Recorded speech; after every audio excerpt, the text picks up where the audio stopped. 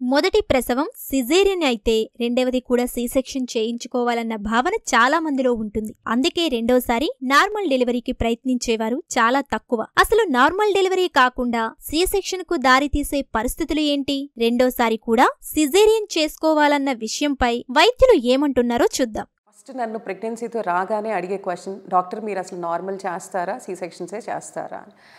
జనరల్గా C sections ఈ రోజుల్లో పెరగడానికి కారణాలు మనం వింటూనే ఉన్నాం.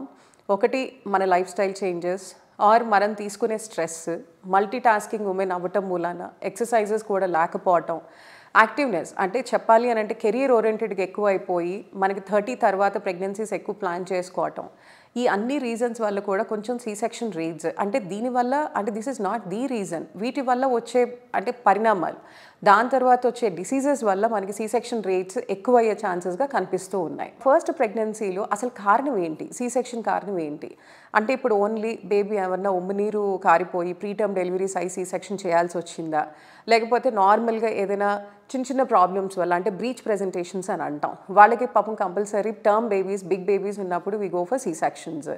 వేరే ఇంకేమైనా కారణాలు అంటే మదర్ డిసీజెస్ వల్ల లేకపోతే మెటర్నల్ ప్రాబ్లమ్స్ వల్ల చిన్న చిన్న ఇన్ఫెక్షన్స్ వల్ల చేయాల్సి వచ్చింది అని అంటే ఎస్ వాళ్ళకి డెఫినెట్గా ట్రై చేయొచ్చు. కానీ పెల్విసే సరిగ్గా లేదు అంటే కన్స్ట్రిక్టెడ్గా ఉండి ఒక 18 గంటలు కూడా ట్రై చేసి ఆ తర్వాత మనకి బేబీ కిందకి రాక ఆగిపోయి స్ట్రక్ అయ్యి చేసేటప్పుడు వాటిని సిపిడీస్ అంటే కెఫాలోపెల్విక్ డిస్ప్రపోర్షన్స్ అని అంటాం. అంటే matching of the babies head with the pelvis entry అది సరిగ్గా లేనప్పుడు ఇలాంటి కేసెస్ మనం ఖచ్చితంగా వీబ్యాక్ వెళ్ళకపోవటం మంచిది.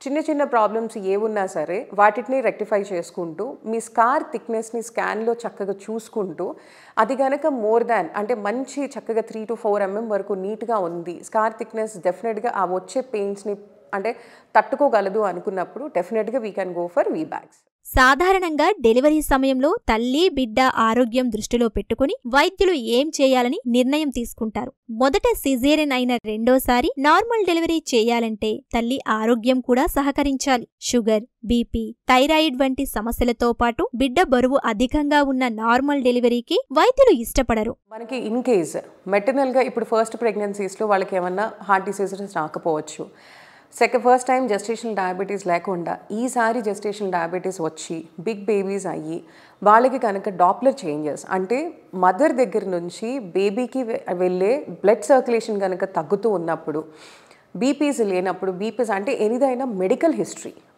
హిస్టరీ వల్ల మెడికల్ ప్రాబ్లమ్స్ వల్ల మదర్కి బేబీకి సేఫ్ కాదు అనుకున్నప్పుడు పెల్విస్ దారి సరిపోకపోవటం వాటి వల్ల సి సెక్షన్ చేయాల్సి వచ్చింది. సో హియర్ అప్పుడు safety of the baby, safety of the మదర్ని ఫస్ట్ ప్రయారిటీలోకి తీసుకొని చేస్తూ ఉంటాం.